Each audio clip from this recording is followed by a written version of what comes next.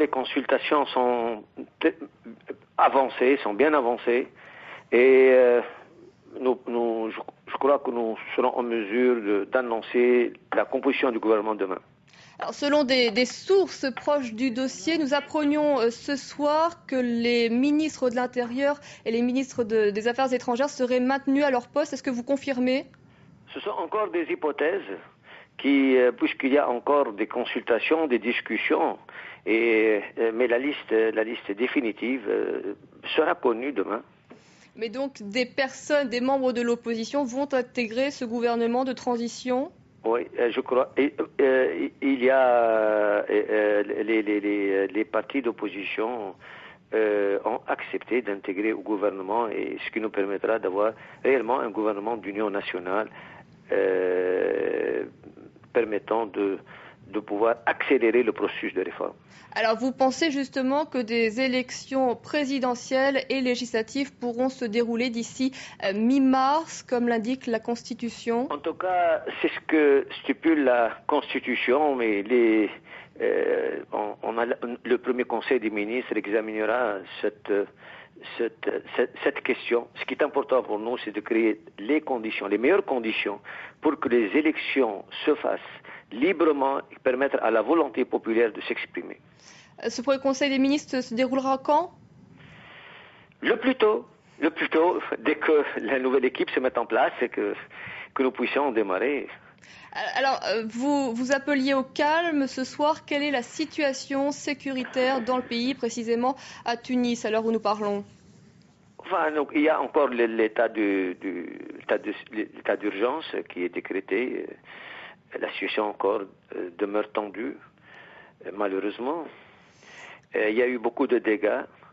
Les groupes, ces bandes armées qui sèment la terreur, la désolation, ont causé beaucoup de dégâts, pillant, brûlant.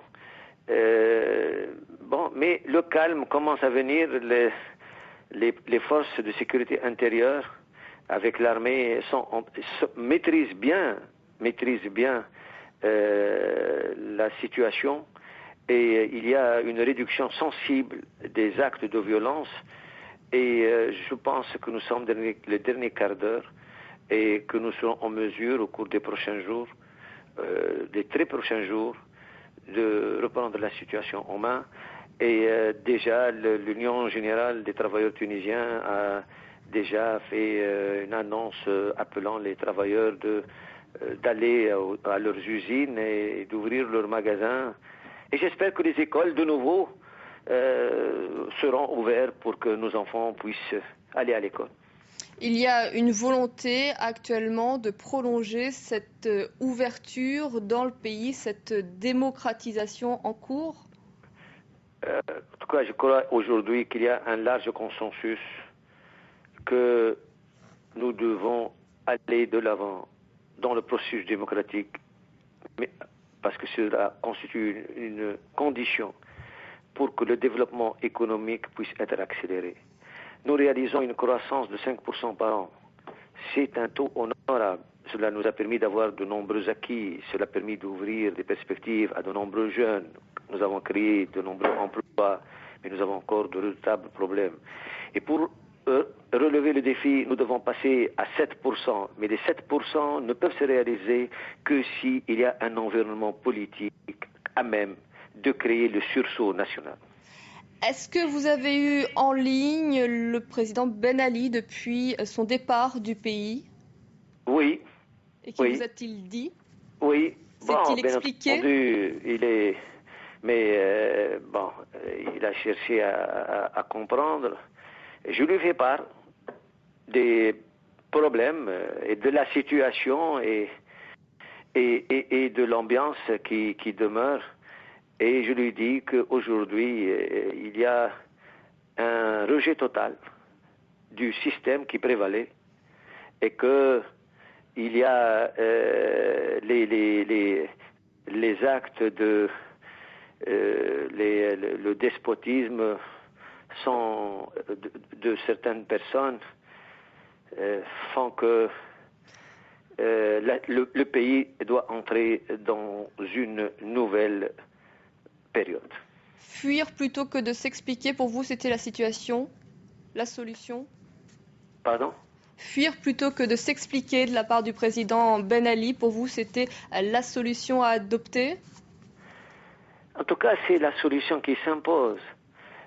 Moi-même, lorsque j'ai travaillé avec le président Ben Ali. Bien entendu, je m'occupais des questions économiques seulement. Donc, ces aspects ne relèvent pas de mes attributions. Et j'étais loin de soupçonner qu'il y ait autant de problèmes, qu'il y ait autant d'abus, qu'il y ait autant d'enrichissement rapide, autant de... Le président Ben Ali a fait beaucoup et il a... En tous les cas, nous l'aurons compris, votre volonté de mettre un terme à ce système qualifié de mafieux par beaucoup. En tout cas, il y a une enquête. Il y a un comité national qui a été créé pour enquêter sur les dépassements qui ont eu lieu, sur la corruption, les enrichissements illicites. Et cela nous permettra de connaître l'ampleur des dégâts qui ont été causés à la nation.